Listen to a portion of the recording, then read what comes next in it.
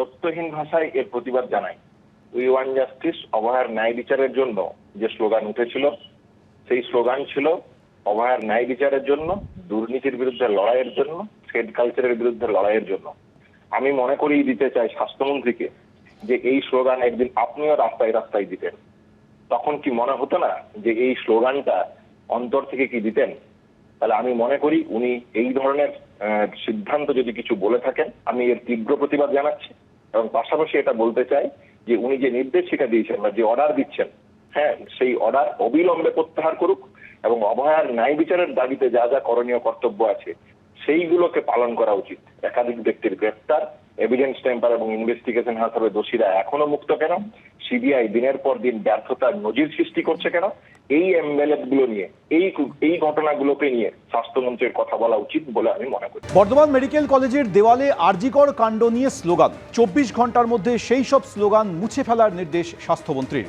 হাসপাতালের দেওয়ালে justice for RG Kar, we want justice, শিরদাঁড়া বিক্রি নেই, স্টপ রেপ কালচার লেখা স্লোগান।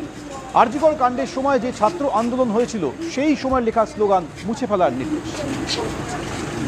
কালকের মধ্যে পুরো পরিষ্কার করবেন খাতা। মামার বাড়ি নাকি? কে করেছে এগুলো?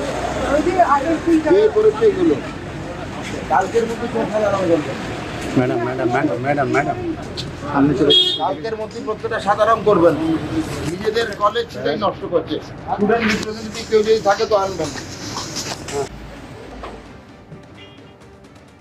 দত্তহীন ভাষায় এর প্রতিবাদ জানাই। উই ওয়ান্ট জাস্টিস, অভয়ার ন্যায় বিচারের জন্য যে স্লোগান উঠেছিল, সেই স্লোগান ছিল অভয়ার ন্যায় বিচারের জন্য, দুর্নীতির বিরুদ্ধে লড়াইয়ের জন্য, থ্রেড কালচারের বিরুদ্ধে লড়াইয়ের জন্য। আমি মনে করিয়ে দিতে চাই স্বাস্থ্যমন্ত্রীকে যে এই স্লোগান একদিন আপনিও রাস্তায় রাস্তায় দিতেন। তখন কি মনে হতো না যে এই স্লোগানটা অন্তর থেকে কি দিতেন?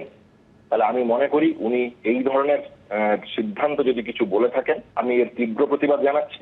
এবং পাশাপাশি এটা বলতে চাই যে উনি যে নির্দেশিকা দিয়েছেন বা যে অর্ডার দিচ্ছেন, হ্যাঁ, সেই অর্ডার অবিলম্বে প্রত্যাহার করুক এবং অভয়ার ন্যায় বিচারের দাবিতে যা যা করণীয় কর্তব্য আছে সেইগুলোকে পালন করা উচিত। একাধিক ব্যক্তির গ্রেপ্তার, এভিডেন্স টেম্পার এবং ইনভেস্টিগেশন হাতে দোষীরা এখনো মুক্ত কেন? সিবিআই দিনের পর দিন ব্যর্থতার নজির সৃষ্টি করছে কেন? এই এমএলএ গুলো নিয়ে, এই ঘটনাগুলোকে নিয়ে স্বাস্থ্যমন্ত্রীর কথা বলা উচিত বলে আমি মনে করি। এবিপি আনন্দ, এগিয়ে থাকে, এগিয়ে রাখে।